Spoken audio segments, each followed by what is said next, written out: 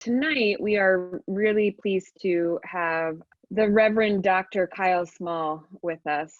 And I'm really excited for all of you to hear from him. But Kyle is the professor of church leadership at Western Seminary. He's an ordained pastor originally in the Evangelical Covenant Church and now in the Reformed Church in America.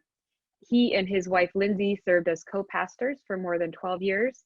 They have 3 children, Micah, Madeline, and Maggie, who they call Lulu.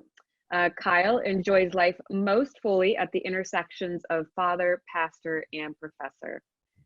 His life as pastor and teacher finds resonance as he explores the church as a socio-theological community. Kyle's teaching and research focuses on the church in America, spiritual formation, leading Christian communities, and theological education. He has a passion to discover the world through theologically shaped social research. His focus within these disciplines and methodologies emerges from a primary desire for the church to live as a community of God's people in the world. And he does blog semi-regularly. And if you want to check out some of his writing, you can go to www.pilgrimshome.blogspot.com.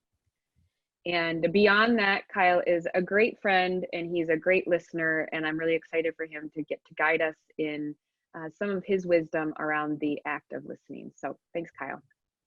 Thank you so much, Becca. And Esther, thank you for the invitation, along with Becca, to do this work called The Art of Listening, an Act of Hospitality. 2 quick things about Zoom as we get started. First is, again, as Becca said, just please be sure to have your mute button on. There will be a few times where I'll ask people to speak and you can feel free to unmute yourself then. The second thing is there are a couple of spots in our conversation tonight where I will be using chat.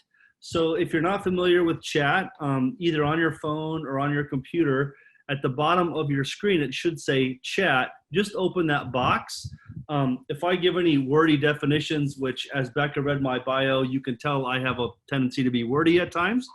But if I give any wordy definitions, I'll be sure to put those in the chat box so everyone can see them. I hope that's helpful.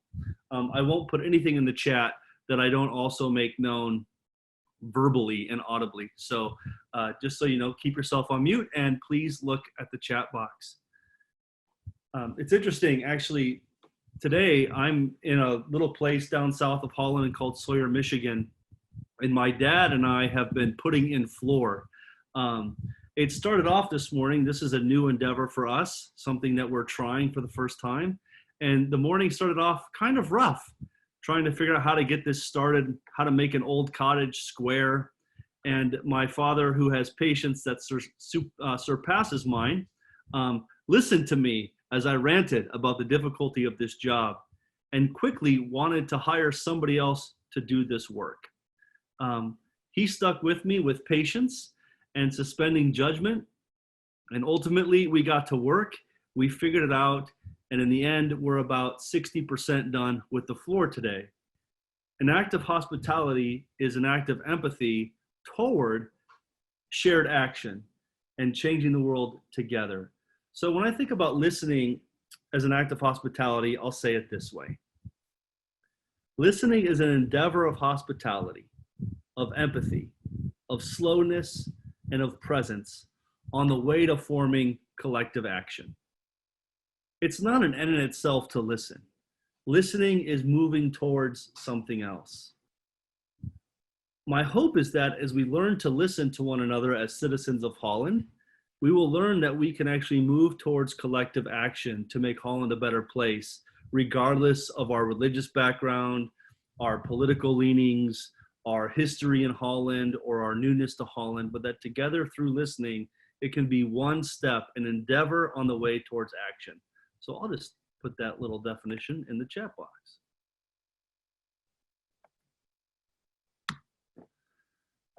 But this is an attempt.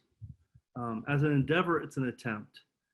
And I want to say that as we seek to listen as an act of hospitality, we start to do things that are counter to our natural and normative practices. The first thing we do when it comes to listening is hospitality. And just a little heads up, I'm going to share with you just some diagnostic stuff, and then I'm going to tell you a story. And then the last thing we're going to do tonight is we're going to spend about 15 to 20 minutes together and an actual practice of hospitality that requires listening. But when we talk about listening as an endeavor, we do things that are not natural and normative to our daily life. The first thing we do is we suspend judgment. Instead of listening to whether or not we agree or disagree, we listen with what I like to call open-handedness.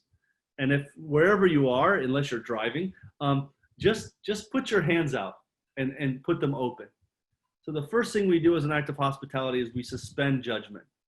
I don't know about you, but there are people in this world, probably none of us, but there are people in this world who listen to agree and to disagree. That's how we start. Suspending judgment is to say no, no, no to the idea that we begin by listening to see if we agree or not. So we suspend judgment. The second thing we do is we pursue wonder. I was a math major in college, and I got really good at getting the right answer to all of the problems. And the bonus was almost all of those math problems had one answer. And so for someone who likes certainty, math was great. But when we listen as an act of hospitality, we pursue wonder instead of looking for certainty, which means we're open-hearted. So just if you want to, if this is fun or playful, just put your hands on your heart. So we're open-handed and we're open-hearted. And the third thing we do that is counter to our ways of listening is we practice surprise. Wouldn't it be wonderful if every time we sat and talked with someone or in a group, we walked away going, wow, I've never thought of that before.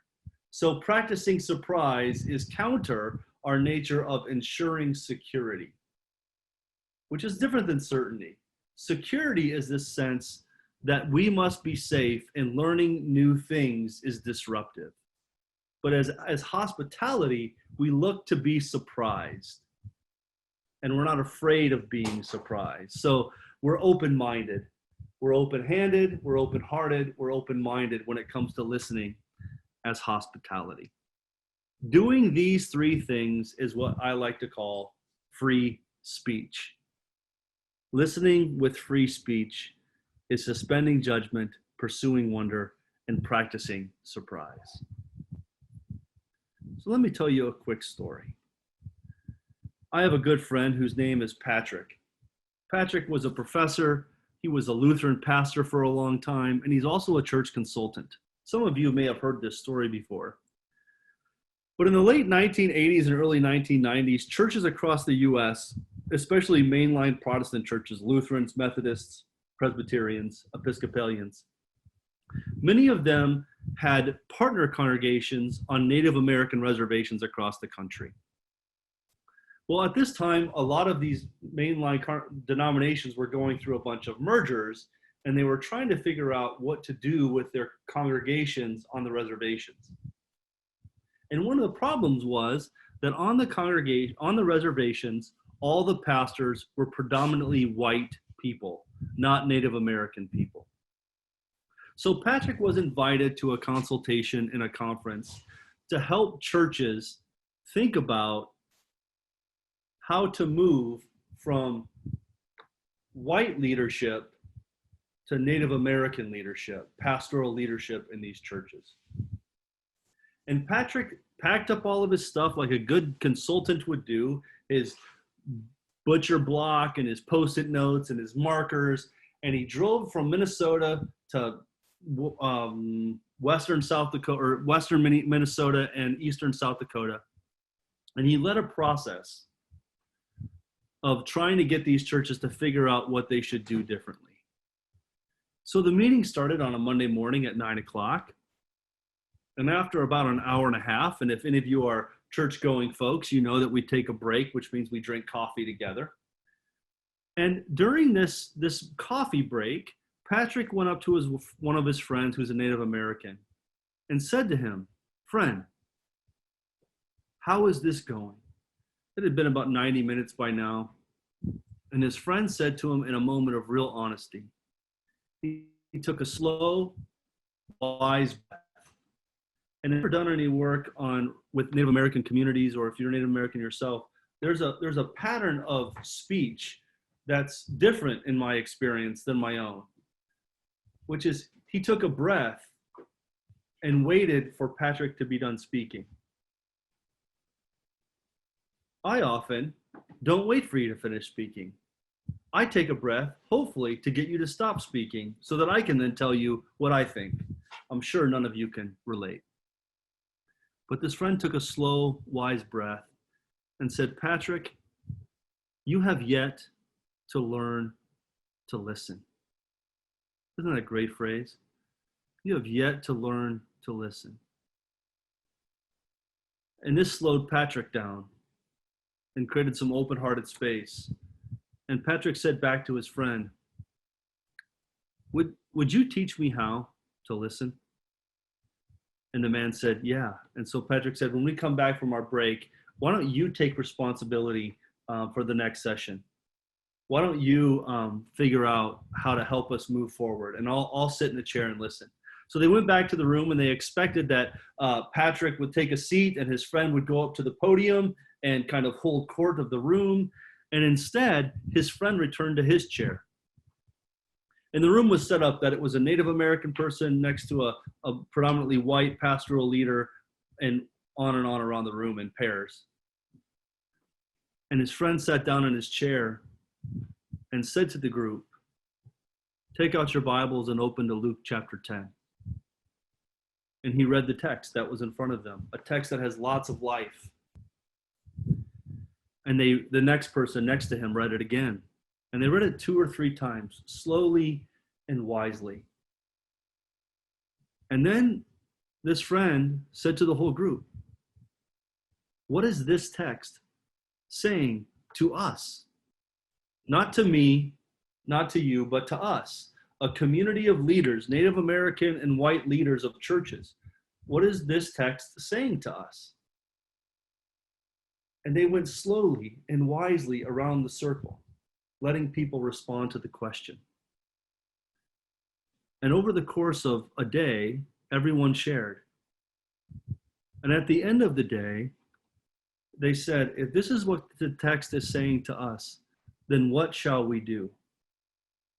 And they came back the second day.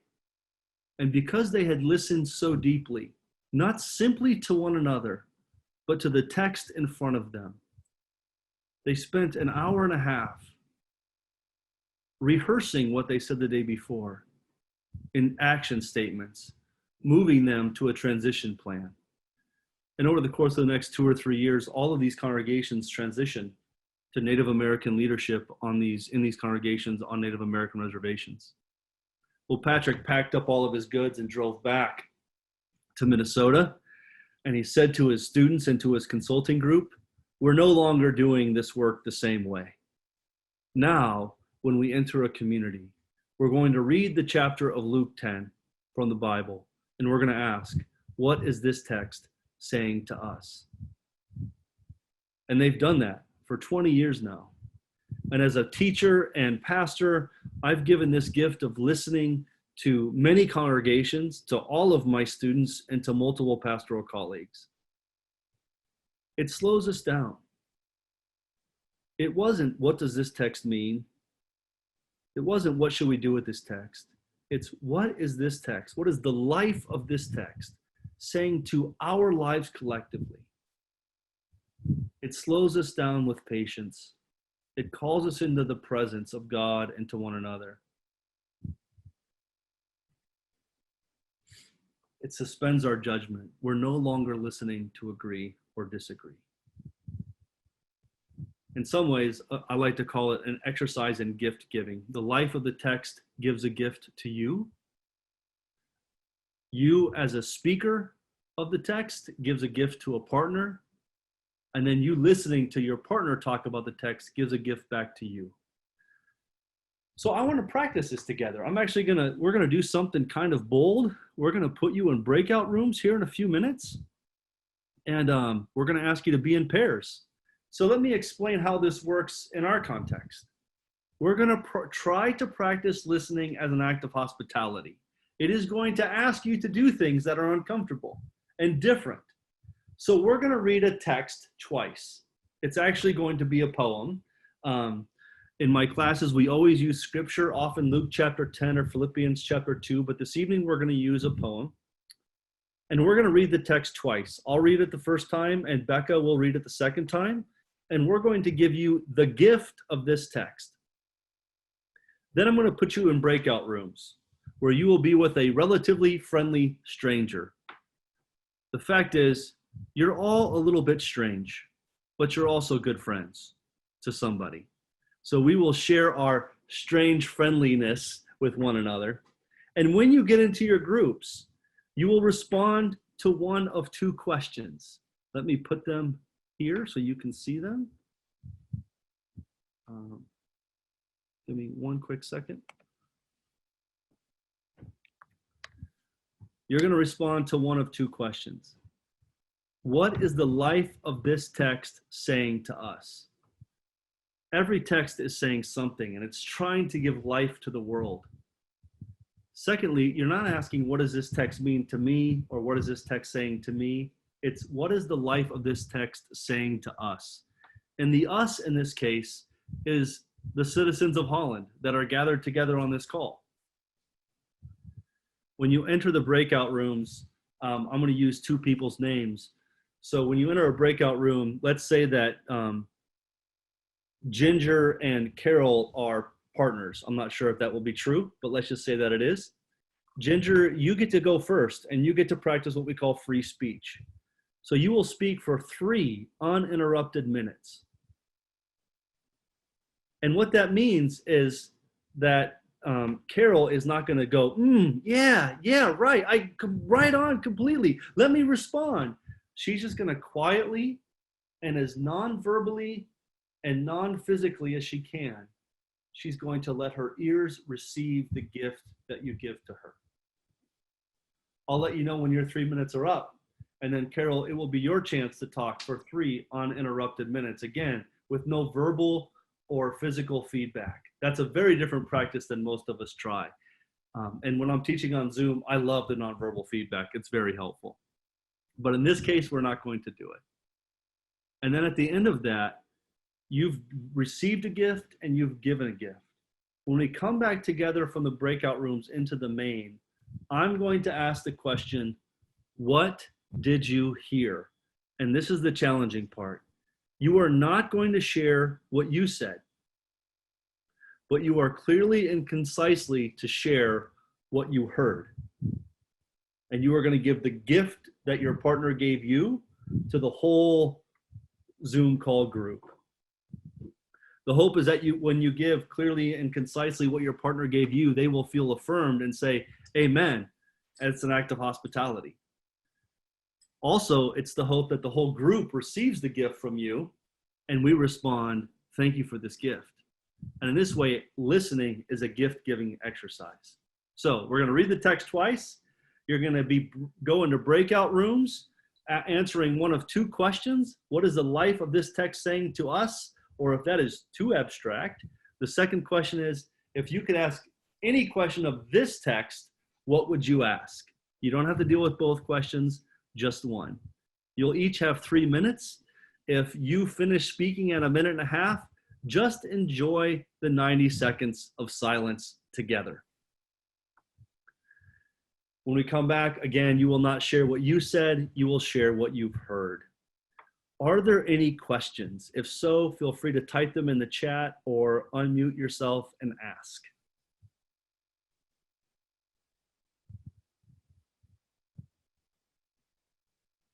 All right. So I'm going to put the poem in the chat box. Oh, Linda asked a great question. You will let us know when 3 minutes has elapsed. Yes, I will. I will send you a note in the chat box or in your message groups that says the minutes will end. Also, there should be a timer in the upper right corner that says 6 minutes. So you can manage your 3 minutes apiece, but I will also give you a little word.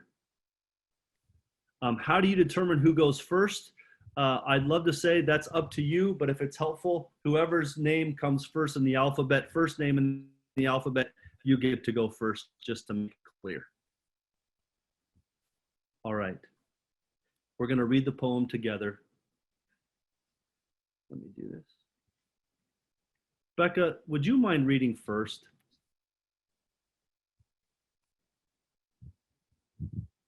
There we go. Yes, now I can do it. Now I'm unmuted. All right, here we go. You do not have to be good. You do not have to walk on your knees for 100 miles through the desert repenting. You only have to let the soft animal of your body love what it loves. Tell me about despair, yours, and I will tell you mine. Meanwhile, the world goes on. Meanwhile, the sun and the clear pebbles of the rain are moving across the landscapes, over the prairies and the deep trees, the mountains and the rivers. Meanwhile, the wild geese, high in the clean blue air, are heading home again. Whoever you are, no matter how lonely, the world offers itself to your imagination, calls to you like the wild geese, harsh and exciting, over and over, announcing your place in the family of things.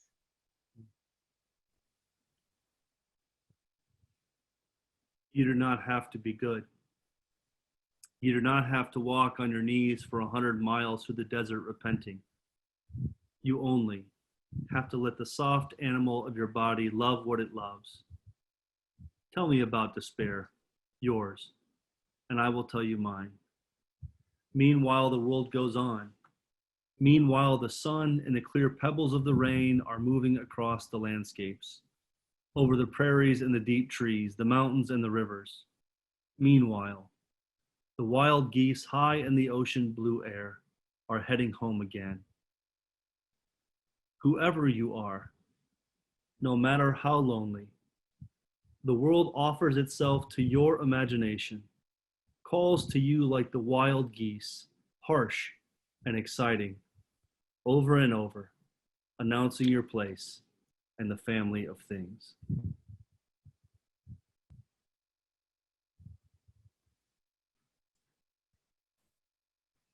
I'm going to send you out into rooms. If you end up alone in a room, please come back to the main room and you'll be my partner. But at this point, I will send you off unless there are any other questions. Seeing none, you'll be back in 6 minutes. Go ahead and click join.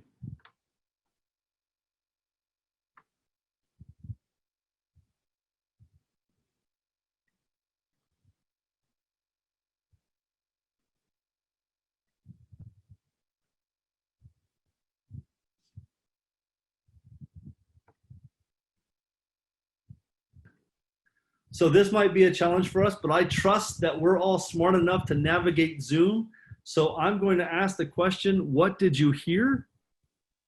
And again, this is not to share what you said, but what you heard. So I'll go first as an example. I heard Carol say that we are not the only ones here and that we're not the center of all things. And that releases us from the pressure of obligation and welcomes us to the invitations and opportunities.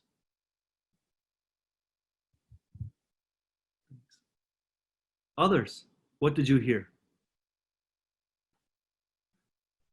I can go. I heard that we can look inside to our despair. Well, my person said this, but it's for all of us, right? That we can look inside to the beauty and despair and struggles and the ease and the comfort. And how are we connected to all creation, and specifically other people in creation? And what can I learn or we learn of how we can become, and how can we lessen the requirements in ourselves and take in what life offers generously?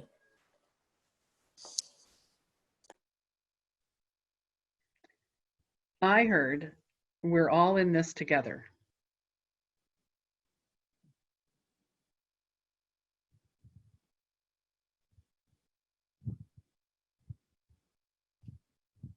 So I heard this sense that there's really, in this text, there's kind of this three parts of despair, the coming together, and then finding a way forward.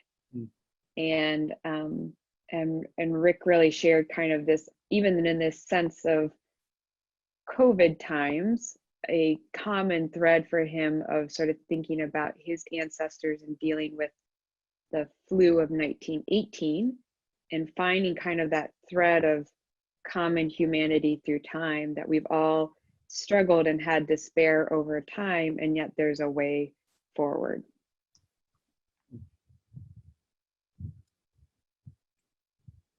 Thanks, Becca. I received a gift from Kiefer and heard that she liked the poem, felt it was religious in tone and nature, that even if you feel like a sinner, you are who you are, and the world continues on. We are to embrace it, and it will embrace us back. See the world and everything that's there. We're not alone on this earth. We need to open our eyes and see it. Thanks, Linda. I heard that there's good news in the early part about not having to, crawl on your knees repenting. There's hope for us that we, like, in terms of the city of Holland, even, like, to be who we are and to, well, I'm not sure I heard the rest of it, that part very well. The other thing was the idea of listening to your despair and then telling you mine, and the question, do I really want to do that? Am I really ready for that? But knowing that when we do listen, it leads to hope. But still the question, do I really want to do that?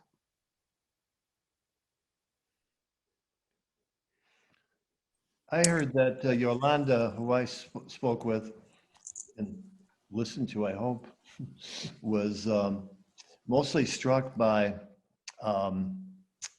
the theme of nature. And as she was listening to the poem, she shared that the other day she was recently outside and she looked up and saw geese, and it brought up the image of flying home and feeling free and being surrounded by the beauty of nature and being part of that. And I was impressed by that. I heard that I heard Rebecca, and I thought Rebecca did a fantastic job of talking about, she opened up, I felt big with the word commonality. Then she said, hey, we're in comfort, but not alone. So I felt she was going smaller, which is good. And then it's finally a teaching of relationships. So I really enjoyed talking with her. And I thought she had an excellent presentation. I heard first of who is this speaking? Who is this assuming authority? Who is this that is speaking to you? And this authoritative figure. And then moving forward through, it almost was almost opposite of everyone else is saying, is that it's almost discouraging because it doesn't matter what your actions are. Your actions aren't going to make a difference in the world, and you don't have an impact.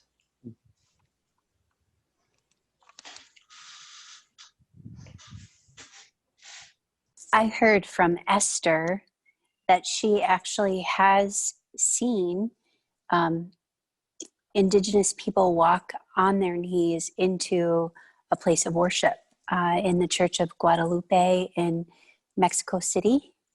And as a young child, she didn't understand it, but this text really spoke to her because it showed that you can have a reverence and be beckoned into reflection and silence and into God's presence without having to be on your knees, and you can still be in a state of reverence.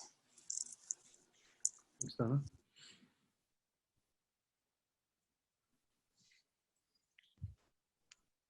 Anyone else want to share? I heard that you can connect with the creatures of the earth in wonder and by observation, try to connect life to ourselves and wonder exactly what is the season of the geese and where are we at with these creatures. And the second part of that is we are just pebbles on the earth, but yet we all amount together to something beautiful, but we can just be our little pebble and be okay with that.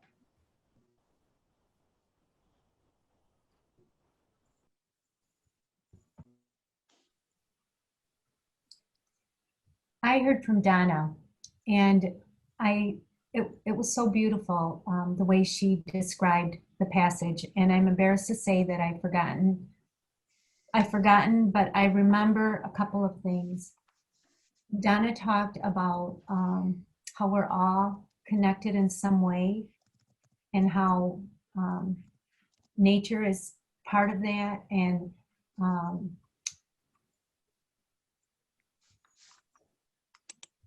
the wonderment of the passage, and everything inside the passage about the passage made you like kind of sit back and, you know, think in terms of wonder.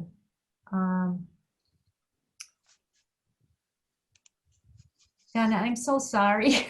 I'm not representing exactly what you said, but it was so beautiful the way she spoke about the interconnectedness in nature, that I kind of got lost in what she was saying. So that means that I wasn't listening. I was listening, Donna, but I should have taken notes. I'm so bad. Peace to you. Thank you. Anyone else want to share what you heard?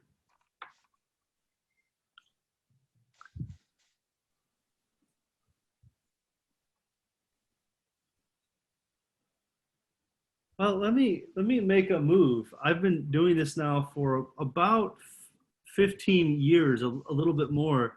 And with my students, we read the same exact text every week. We read Philippians 2 every week for 14 weeks in a row, doing this practice in class. With elders and deacons in our former congregations, we would do this practice every month with the same text, often Philippians chapter 2. And it's amazing how in my world of Christian leadership, those scriptures just keep on speaking. And I think in some ways, this poem by Mary Oliver called Wild Geese keeps on speaking. And so you could do this practice next week and have a very different conversation with the very same text. And isn't that the way our lives are? Your life is a text. It's unfolding, and it's a gift to the world. And if people take the time to read it, they will find what this life of the text is speaking to the world. The same is true with all the people in your sphere of influence. They are living and walking texts, giving off a life for this world if we'll take the moment to slow down, to be present, and to suspend judgment in order to listen to the text that's standing in front of us. But if we can, I'd like to do one last thing, which is what we do with our students when we practice dwelling in the Word. And that is, and you can now speak for yourself. You don't have to speak for somebody else, but if you'd like to speak for Catherine, you're welcome to do so. That could be fun. Just teasing, that was a bad Zoom joke. Anyway, you can speak for yourself, but the question is, what is it like to listen this way? This is the 68th, I believe, anniversary of John Dewey's death. He was an educationalist, and he used to say, we do not learn from experience. We learn from reflecting on experience. And so as we want to learn listening as an act of hospitality, you have taken some time today to do it. Now let's reflect on it. What was it like to listen this way? And Esther, you kind of got us kicked off. You said it was hard.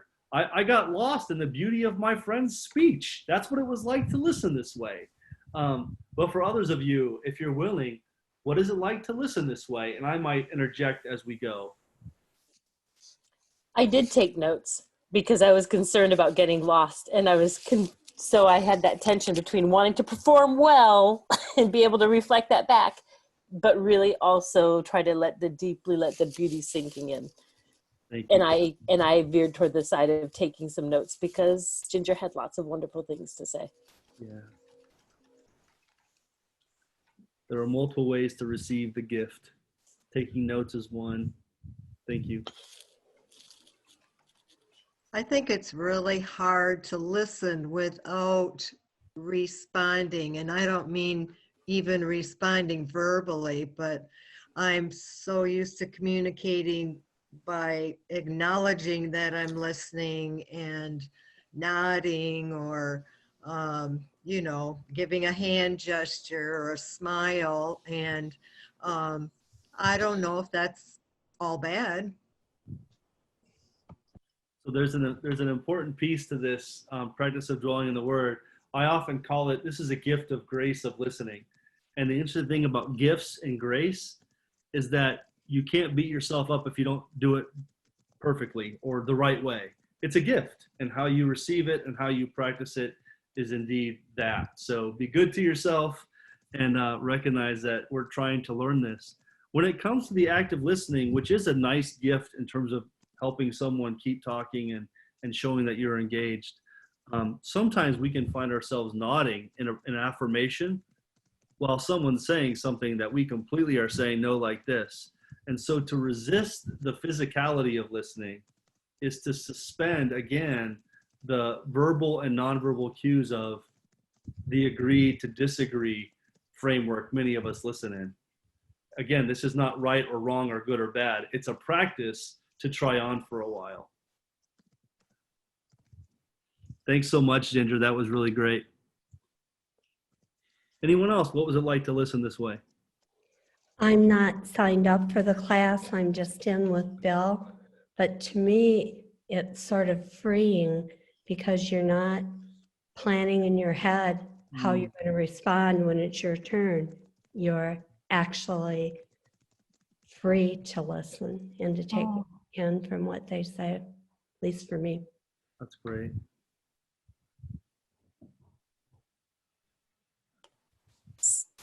The exercise was very challenging for me. I was the second to speak, so I was aware, even though I had to put away my own thoughts, they were there.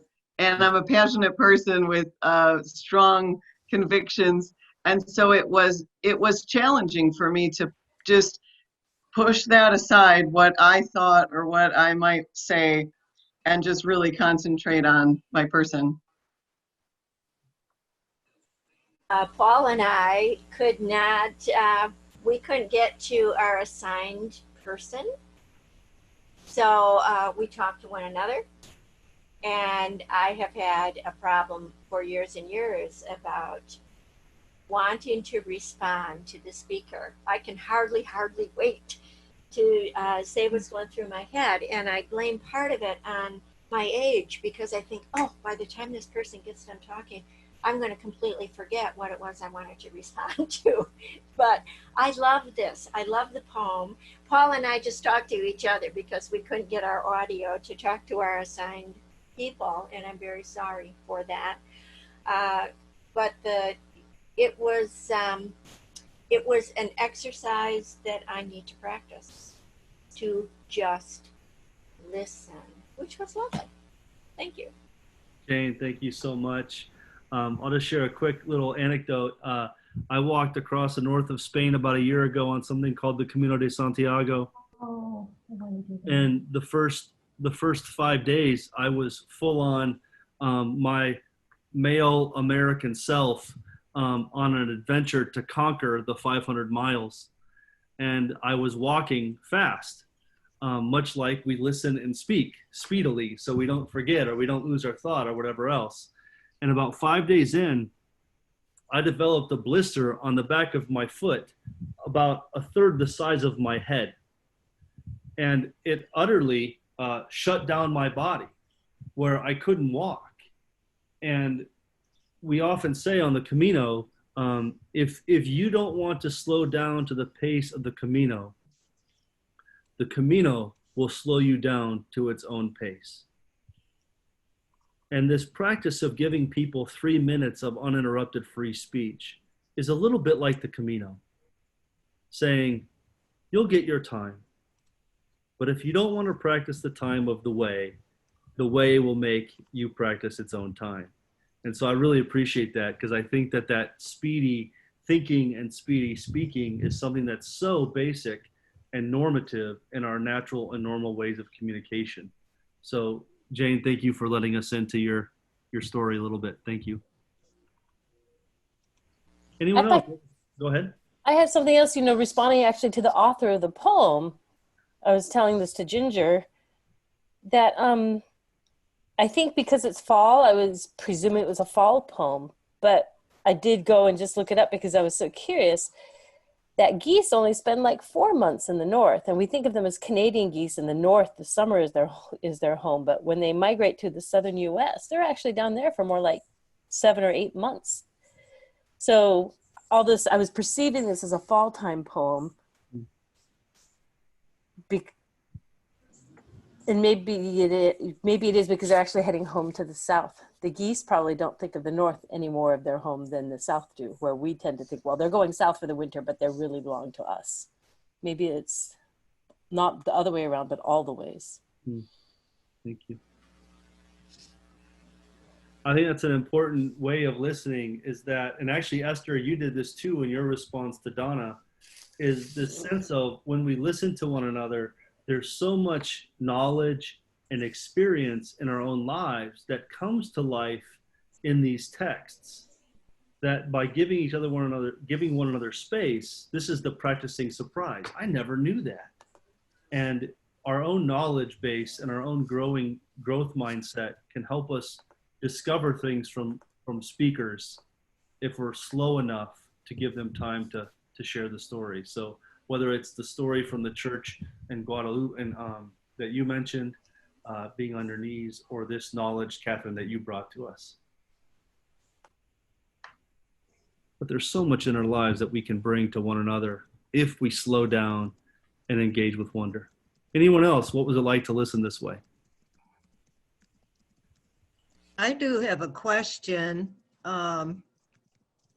In talking about responding and not responding, as the listener, I think a lot of us are programmed as the one speaking to look for that affirmation that someone's listening.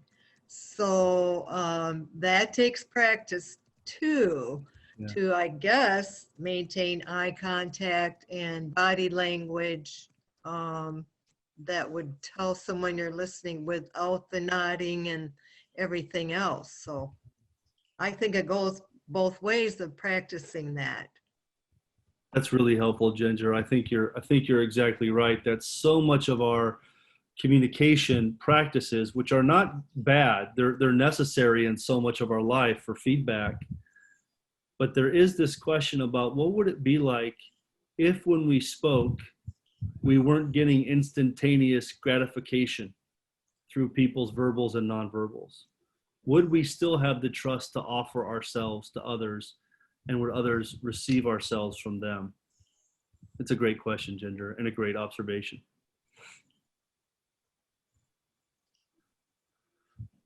I think I was given a good reminder because I know that Mary Oliver poem. I like it a lot, and I've read it quite a few times. But when Yolanda was speaking to me, and she brought up a perspective of the poem that had never occurred to me before, and I'm thinking, wow, it's like I'm learning something by actually being a listener here, and it just kind of blew me away. But it was also very satisfying to feel like, well, the effort of listening gave me a reward too, by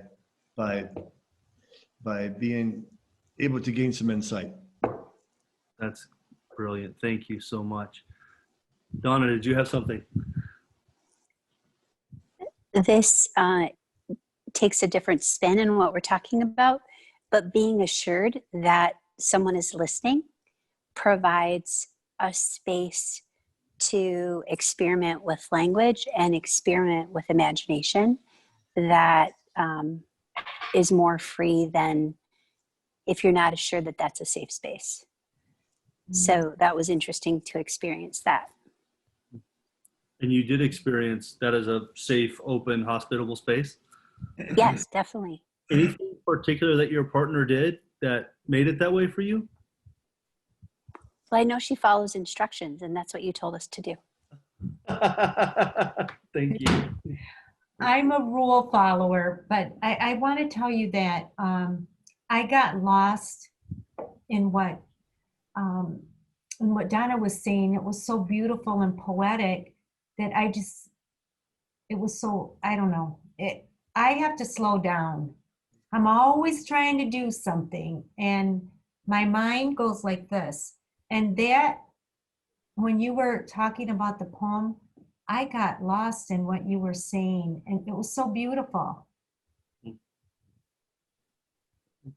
And that makes me think about the space of what you said, Kyle, about pursuing wonder, right? Like how when you can allow yourself to stop and listen in this way, that there's like that natural space to pursue wonder in a way that maybe isn't there when we're constantly trying to think of like the next thing we're going to say, right? Or the next thing, and that getting lost in another person's response is a beautiful thing, right? Like that's not the fact that you couldn't reiterate it, Esther, doesn't mean that you didn't absorb it and embody it, right? In that moment with that.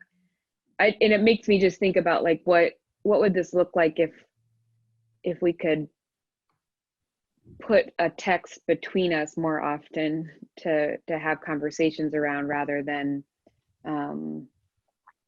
you know, I don't know, the things that sort of divide us in a sense, right? Like if we can have a text like this that comes together and we can pursue wonder together, how might that change the way that we learn from one another?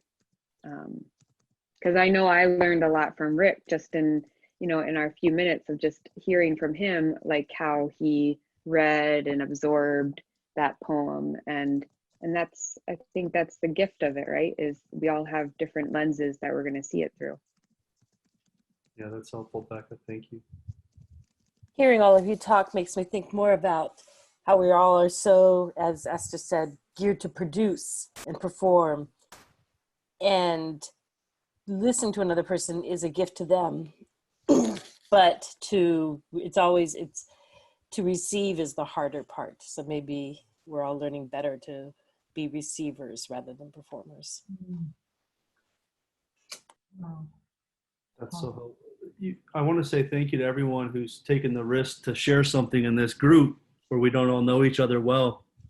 Thank you also for receiving a practice that may have been new to some of you and for doing it so well and wisely. I do hope that I'm going to post those 3 pieces about suspending judgment, pursuing wonder, and practicing surprise. I think that part of the reason why this art of listening is so important is considering our times, whether that be a national election, local elections, COVID, our family lives, whatever it might be. But I do wonder, in the midst of trying to be us, the city of Holland, are there folks with whom it's hard to sit across a table and listen? And what might it be to, like, this actually goes to exactly what Becca said. What might it be that instead of sitting down to an empty table for discussion, we put a text between us? In my world of teaching at the seminary and being a pastor, that text is probably always going to be scripture. But for some of you, it might be a poem. For some of you, it might be a song from a tradition that's familiar to you, or maybe tradition that's familiar to somebody else. But to not go to an empty table, but to place a text there and to slow down and to wonder together and to maybe find that someone that's hard to be with becomes more human, more beautiful, and more alive. Again, this isn't the end. If we do this well, it doesn't mean everything is going to be perfect and fixed. It's an endeavor on the way to a shared life. Whether we call that the city of Holland or the country of the US, that's my hope, is that this kind of practice gets us there. And so thank you for engaging today. I look forward to meeting you all again. I saw a few of you say, let's do the Camino at any point in time that you would like to do that. I would be grateful. I was supposed to be coming back from the Camino on Sunday, but I obviously canceled it because of my family life. But I'll be heading back in May. I'd love to talk about that with any of you. But until then, it's great to meet you. Go in peace, and I look forward to seeing you around town. Take care. One small announcement. I just want to ask everyone if it's possible for you to like this event on Facebook, and just make a comment about, you know, what you learned, or just make a little comment, because I want people to recognize that these events, the art of listening, navigating difficult conversations, is not a political conversation. Rather, it is a life-giving conversation. And I feel like I was touched by listening and learning. Thank you, Kyle. Thank you. Esther, can you announce Monday also, please? Yes. The Art of Listening, our final speaker, will be Dr. Lena Chavez. She'll be talking about your heart in front of your head. So I hope that you will join us. It begins at 7 p.m. on Monday, October 26th, and you can sign up on the same Eventbrite that you signed up for this one. May I ask a question? Yes, ma'am. Will you repeat the first one ever? The first one, yes, it's recorded, and we had to do some editing with it because I didn't realize that I was recording myself, and there's a lot of like mindless chatter talking to myself. So we're working on that, but it'll be posted. And when it is posted, if you'd like, I can send it to you, to this group. That would be great. Thank you. Thank you for coming. All right. See everybody on Monday. Looking forward to it. Thank you all for being here. And thank you, everybody. Thank you. Bye. Kyle. Thank you all. Appreciate it.